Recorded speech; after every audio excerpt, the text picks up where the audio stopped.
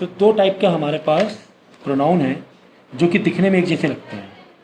एक है क्या, एम्फैथेटिक प्रोनाउन। वैसे तो प्रोनाउन के और भी टाइप हैं, जैसे कि पर्सनल प्रोनाउन, जैसे कि डेमोन्स्ट्रेटिव प्रोनाउन, इंट्रोगेटिव प्रोनाउन, तो और भी टाइप के प्रोनाउंस हैं। लेकिन बच्चों की इसमें कन्फ्यूजन ज़्यादा होती है एम्फैथेटिक प्रोनाउन और एम्फैटिक प्रोनाउन एंड रिफ्लेक्सिव प्रोनाउन, क्योंकि ये दोनों भी दिखने में एक जैसे लगते हैं, देखो यहाँ पे कुछ सेंटेंस दिए हुए हैं, जैसे I myself saw him do it, we will see it to yourself, you yourself can brush his teeth, he himself said so, she herself said so, the horse has hurt itself, then you express yourself very perfectly, I have hurt myself, है ना। तो myself, yourself, itself, themself, ऐसे जो words हैं या तो वो एम्फैटिक pronoun हो सकते हैं या फिर वो रिफ्लेक्सिव प्रोनाउन हो सकते हैं। तो एम्फैटिक प्रोनाउन वो प्रोनाउन होते हैं जहाँ पर हम सेंटेंस को पुश करने की कोशिश कर रहे हैं, इंपॉर्टेंस देने की कोशिश कर रहे हैं, पुश करने की कोशिश कर रहे हैं, इंपॉर्टेंस देने की कोशिश कर रहे हैं, वो होते हैं क्या,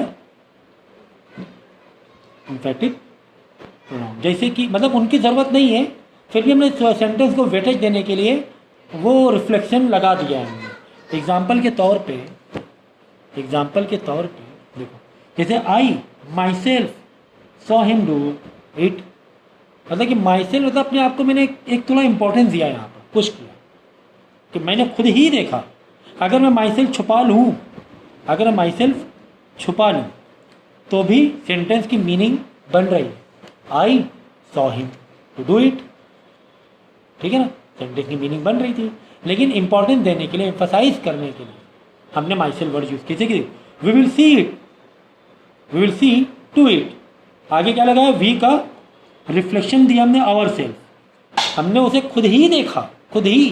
तो सेंटेंस में जहाँ पर हम वेटेज इंपॉर्टेंस देने की कोशिश कर रहे हैं, एम्फसाइज करने की कोशिश कर रहे हैं, उसे बोलते हैं एम्फैटिक प्रोनाउन। तो यहाँ पर जो आवर सेल्फ है, मतलब छुपा भी दो तो भी सेंटेंस मीनिंगफुल है, फिर भी we will see to it, ठीक है ना।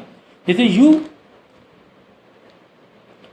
योर सेल्फ कैन बेस्ट, अगर योर सेल्फ हटा भी दें तो you can best explain, you can explain in best way, है ना। तो योर सेल्फ लगा रहे हैं तो थोड़ा सा पुश मिल रहा है, सेंटेंस वेटेज बढ़ रहा है। तो ऐसे प्रोनाउन को बोलते हैं एम्फैटिक प्रोनाउन। अगर बात करेंगे रिफ्लेक्सिव प्रोनाउन की, किसकी, रिफ्लेक्सिव की, यही वर्ड यूज होंगे, लेकिन कंपलसरी लगाना पड़ जाएगा। एग्जाम्पल के तौर पे क्वेश्चन नंबर 10 देखो, द हॉर्स हैज़ हर्ड, अगर हम छुपा लें किसको, इटसेल्फ को, तो सेंटेंस की मीनिंग बन रही नहीं। द हॉर्स हैज़ हर्ड, किसको हर्ड किया, इटसेल्फ, अपने आप को हर्ड। तो यहाँ पे लगाने की ज़रूरत है। सेंटेंस को जहाँ पर मीनिंग की ज़रूरत पड़ती है वो रिफ्लेक्सिव होगा, ये रिफ्लेक्सिव होगा। बाकी यहाँ पे जितने भी थे सब एम्फैटिक थे, ठीक है ना। तो जहाँ पे ज़रूरत है वो रिफ्लेक्सिव, याद रखना, उल्टा ना कर देना, ठीक है ना। रिफ्लेक्शन यहाँ पे ज़रूरी है। यू एक्सप्रेस वेरी इम्परफेक्टली, अगर योर से हटा लें तो यू एक्सप्रेस वेरी इम्परफेक्टली, क्या एक्सप्रेस किया, किसको, सेंटेंस नहीं बन रहा है, मीनिंगफुल नहीं आ रहा है। आपने वो लिखा है कि you express your self very imperfectly, हाँ अब बना। आई हैव हर्ट, मैंने हर्ट किया किसको, माई सेल्फ, लगाना ज़रूरी है। तो यहाँ पे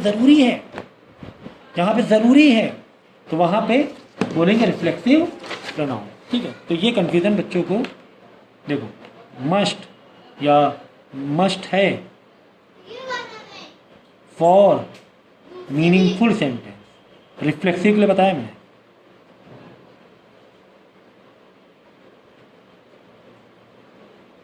ठीक है।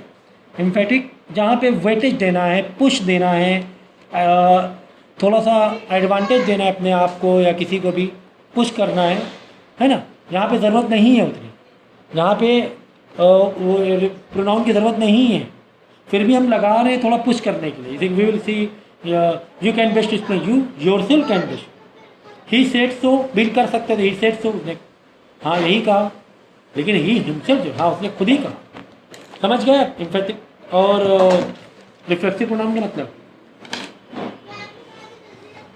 लो